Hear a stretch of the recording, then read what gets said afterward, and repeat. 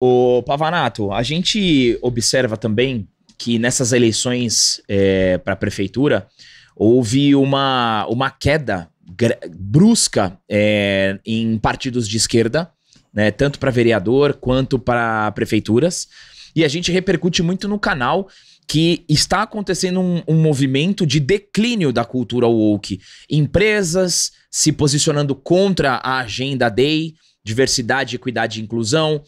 Na cultura, no cinema, vem aparecendo filmes que não têm a pauta progressista, que se destacam. Então a gente vai olhando a eleição do Trump, e aí dentro desse panorama, como que você acha que está acontecendo um enfraquecimento da esquerda num âmbito geral, ou é mais um mérito do movimento de direita, do conservador que está crescendo? Eu acho que é um pouco dos dois, mas eu acho que esse entusiasmo que muita gente tem com o declínio da agenda woke, ele não é justificado. Por que ele não é justificado? Apesar de, por conta de uma pressão social da maioria, as empresas terem recuado, o mainstream ter recuado, isso não significa que quem ocupa as posições de influência dentro desses espaços mudou. Quem continua sendo professor universitário é a esquerda. Quem continua tendo a maior quantidade de artistas é a esquerda. Então, beleza, eles estão desacelerando? Estão desacelerando porque deixou de dar lucro. Agora, para a gente resolver isso de uma forma definitiva, você precisa ter um trabalho de ocupação de espaços e de formação de lideranças.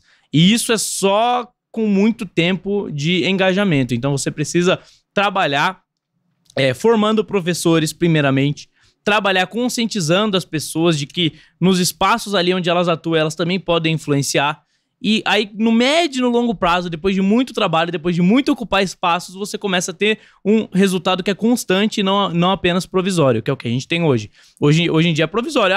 Hollywood tá produzindo menos filme woke, mas continua produzindo. A Netflix agora tá produzindo. Tem Yellowstone lá, olha só que legal. Mas aí você vai ver, tem o desenho onde tem duas meninas se beijando. Então, assim, eles não pararam. Eles só diminuíram a amplitude da sua influência, até por estratégia. É aquilo que eu falei. Eles sempre tentam atuar de forma sorrateira. Eles odeiam que o debate público seja produzido em torno disso. Porque se a gente debater esses temas, a gente vai vencer. Então eles não querem o debate. E daí, se eu tô percebendo que a minha agenda, ela tá gerando debate e eu não quero debate, o que eu vou fazer? Eu vou tirar o pé do acelerador. É o que eles estão fazendo. Estão tirando o pé do acelerador. Isso significa que acabou a agenda woke? Não, muito pelo contrário. Eles só estão se camuflando. E pode ter certeza que vai continuar tendo ativismo judicial, vai continuar aos poucos as coisas mudando. E daí quando você vê, já estão impondo algo novo e você não estava preparado para aquilo. Então, a agenda vai continuar. E hoje, a grande estratégia prática da agenda é o ativismo judicial. Como eles sabem que o debate público dentro dos parlamentos inviabiliza o avanço da pauta, o que eles fazem? Entram com ações na justiça. Aí você vê, por exemplo, o STF equiparando transfobia a racismo. Uma coisa não tem nada a ver com a outra, mas eles equiparam. Isso foi passado pelo parlamento? Não foi. Criaram uma nova lei, um novo tipo penal, a revelia do parlamento. E é essa a estratégia. É a forma mais autoritária que você tem de governar uma sociedade. Você não debate o tema, você impõe para as pessoas. Boa. E o que você acha do... Vamos lá, né? A gente tá falando do woke. A gente tinha uma candidata à presidência lá nos Estados Unidos que era abertamente woke. Laranjão. Que falava que ali todo mundo tem que ser woke, a Kamala Harris. Não, você tem que ser woke, todo mundo é woke e tal. E você teve uma vitória absolutamente expressiva do Trump, que é o anti-woke. Você acha que o discurso tá caindo a pauta porque teve um excesso woke, eles foram demais, e o público já tá ligado nessa de, pô, o cara tá falando tá contrapondo as ideias woke, ele é transfóbico, é isso que fazem com você. O público já tá ligado nisso aí também. O público tá de saco cheio. As pessoas não aguentam mais uma elite minoritária dizendo como elas devem ou não devem pensar. Isso é fato. Agora, onde o Trump perdeu? O Trump perdeu nos grandes centros urbanos, onde você tem pessoas muitas vezes, improdutivas, onde você tem uma maior concentração de pessoas do meio acadêmico, de artistas. Nesses grandes centros urbanos, o Trump perdeu. E quem continua monopolizando a mídia? Esses grandes centros urbanos. Então, apesar da maioria dos Estados Unidos ser conservadora, quem domina a mídia continua sendo a esquerda. Quantos canais de direita você tem nos Estados Unidos? Fox News? Só?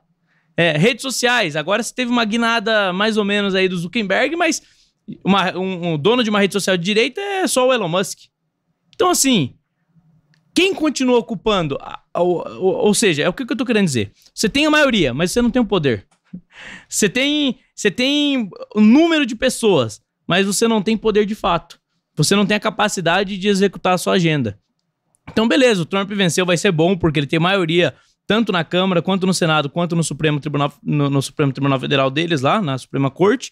Mas, ainda assim, a mídia continua sendo hegemonicamente de esquerda. E que é o quarto poder, né? É o quarto poder. E o que a mídia vai fazer contra o Trump?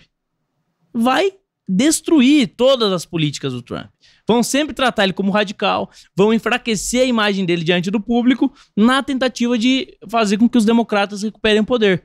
E isso acontece lá, acontece aqui. Então a estratégia não é só eleger pessoas. E é isso que eu tô batendo, às vezes fica até repetitivo, mas se nós não formarmos os próximos professores, nós não vamos ter uma vitória duradoura. Aqui no Brasil, por exemplo, você teve o impeachment da Dilma, o Lula sendo preso por corrupção, aí o Lula, a Dilma não fica inelegível, o Lula volta, disputa a eleição, vence a presidência. Quem vai escrever a história sobre isso que aconteceu? Um comunista marxista que votou no Lula ou a gente? Quem vai informar as próximas gerações, os nossos filhos e netos, sobre esse período histórico? Essa é a questão que eu deixo. O que adianta a gente saber do que aconteceu, sendo que a gente não vai ter alguém competente para contar essa história para as próximas gerações? A gente vai deixar na mão a história do nosso país, na mão dessa galera que destruiu o nosso passado? Dessa galera que escondeu os fatos? Será que lá na frente nossos filhos vão pegar um livro de história e vai estar escrito que o Lula foi injustamente perseguido pela justiça, ou vai estar escrito que ele era corrupto? Será que vai estar escrito lá que a Dilma sofreu impeachment porque cometeu crime de responsabilidade, ou vai estar escrito que ela sofreu um golpe? É isso que tem que preocupar. É verdade. Não adianta ter essa visão estreita, olhando apenas pro presente, sendo que a esquerda atua exatamente com paciência e pensando no longo prazo. Então, eu acho que o discurso que mais incomoda eles é esse. É a direita começar a ter consciência de que a tarefa, ela é uma tarefa de longo prazo. Não adianta achar que a gente tá vencendo porque venceu uma eleição. Ah, o Trump venceu nos Estados Unidos. Beleza, ele pode perder a próxima. Se a mídia continuar dominada pela esquerda, ele vai perder a próxima. Porque vão bater fortemente nele e vão impedir que o próximo presidente da República dos Estados Unidos seja um republicano. Então, é isso que a gente tem que entender. Beleza, agora o Trump ele tem maioria, que ele use essa maioria para tentar mudar um pouco esse cenário, para tentar ocupar os espaços. Por exemplo, você tem um governo de direita aqui no estado de São Paulo. Por que a cultura continua na mão da esquerda? Que é uma zona de influência, aquilo ali que a gente está debatendo. Tinha que demitir todo mundo. Se fosse um esquerdista governando, ele ia demitir todos os direitistas. Então, assim, o Lula, o que ele fez? A primeira coisa quando ele assumiu o poder, pegou uma lista de pessoas ali que tiveram alinhamento com o governo Bolsonaro e demitiu todos. E colocou as pessoas dele lá. Aí não, a direita tem que ser sempre sofisticada. É, polida. Sempre polida. Nossa, vamos dialogar aqui com a esquerda. Dialogar o caramba. Com extremista a gente não dialoga. A gente dialoga com quem é moderado. E a esquerda brasileira, ela é extremista. Ela é, se eles pudessem, se não houvesse barreiras que impedem eles de fazer isso, eles te colocavam no paredão e te matavam. Esse é o fato. Comunismo é isso. O comunismo é, você tem um processo revolucionário, se alguém discorda do processo revolucionário, você mata. E aí, a gente vai ser sofisticado? A gente vai ser tranquilo com essa galera? Não. É guerra, entendeu? Existem níveis de política. Existe a política, o nível de política que você pode debater, que é, sei lá, até um social-democrata, você pode conversar com ele. Um cara do Centrão, dá pra conversar. Agora, um comunista, cara, um cara do PSOL, que diálogo você vai ter com essa galera, entendeu? No que você vai concordar com o cara do PSOL? Você não concorda na economia? Você não concorda nos valores? Que tipo de diálogo? O cara quer acabar com você, quer te anular politicamente, quer te colocar na cadeia. Entendeu? Então, assim, eu acho que tem que parar com essa inocência. Que a mídia vendeu, inclusive, pra gente, de que direitista, ele sempre tem que ser polido e o esquerdista, ele pode falar a bobagem que for. A Janja pode mandar o Elon Musk se ferrar, que não dá nada. Agora um direitista... No governo Bolsonaro, a extrema esquerda fez clipe simulando o assassinato dele.